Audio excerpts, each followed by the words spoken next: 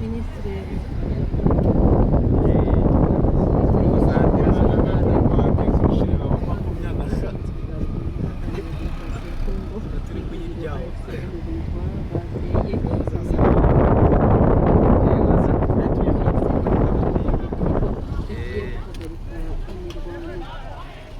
u Rwanda rwakira Nyabugogo ewe wakajyana nta mikino ibiri muri kaburimbo keretse ari umumotari cyangwa umunyonzi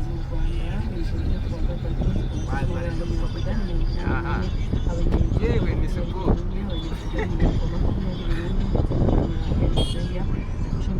imodoka zigira ngo mbone ipakirwa mpuzamashirahamwe y'umukino wa taekwondo ku isi Dr. Songo agiye gusura u Rwanda